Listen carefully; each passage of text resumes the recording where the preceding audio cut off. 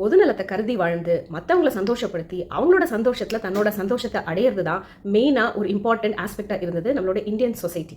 இந்த சின்ன ஆஸ்பெக்டை மாற்றி நம்மளுடைய சுயநலத்தில் தான் நம்ம வாங்குற பொருளில் தான் நம்மளோட ஐடென்டிட்டி கலந்துருக்கு, நம்ம சந்தோஷமே அதில் தான் இருக்குன்னு சொல்லிட்டு நம்மளுக்கே தெரியாமல் நம்மளை பிரெயின் வாஷ் பண்ணிச்சு வெஸ்டர்ன் கல்ச்சர். ஒரு பெரிய proof how the way people celebrated பர்த்டேஸ்னு நம்ம யோசிச்சு பார்த்தாலே நம்மளுக்கு இந்த விஷயத்தோட விடை கிடைச்சிடும்.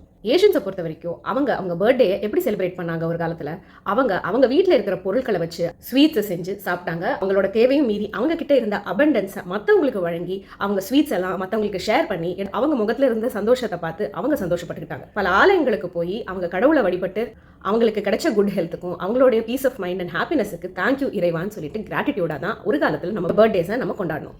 But the whole process was changed when westernization of birthdays happened. இது எப்படி நடந்தது?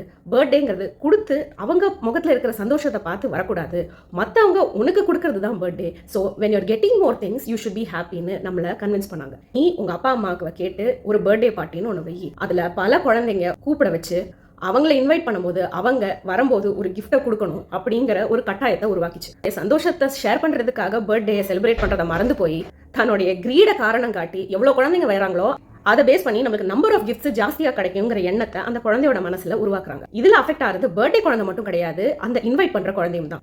தன்னை இன்வைட் பண்ணும்போது தன்னுடைய ஃப்ரெண்டான பர்த்டே கேர்ளுக்கோ பாய்க்கோ ஒரு கிஃப்ட் வாங்கும்போது அந்த குழந்தை என்ன செய்யும்? அதுக்கும் ஆசை வரும். அதனால தன் ஃப்ரெண்டுக்கு கிஃப்ட் வாங்க போகும்போது அதோடைய அப்பா அம்மா கிட்ட அடம் முடிச்சு எனக்கும் கிஃப்ட் வேணும்னு அது கேட்குது.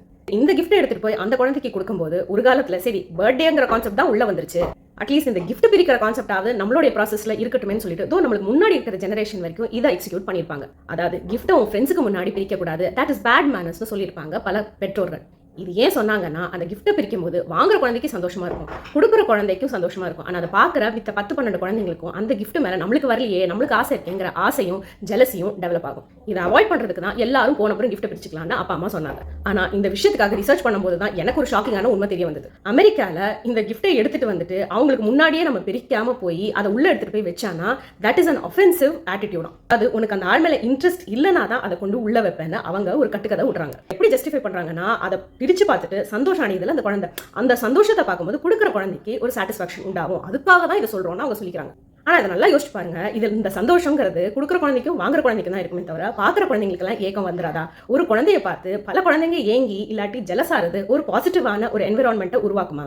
ஸோ சந்தோஷங்கிறது கொடுக்கறதுல இல்லை வாங்குறதுல தான் திருப்பி இந்த ஈவெண்ட் ரீஎஸ்டாப்ளிஷ் பண்ணிக்கிட்டே தான் இருக்கு. இது இன்னொரு வகையான அழுத்தத்தையும் போடுது. இந்த வாட்டி இந்த குழந்தை இந்த பர்த்டே இந்த லெவலில் செலவழிச்சு செஞ்சா அடுத்த வாட்டி இதை விட நல்லா செய்யணும், அதிகமான ஃப்ரெண்ட்ஸை கூப்பிடணும், அதிகமான காசை செலவழிச்சு பெரிய கிராண்டா ட்ரெஸ் வாங்கணும், பெரிய கேக்கை வெட்டணுங்கிற அவங்களுடைய ஆசைகள் வளர்ந்துக்கிட்டே தான் போகுமே தவிர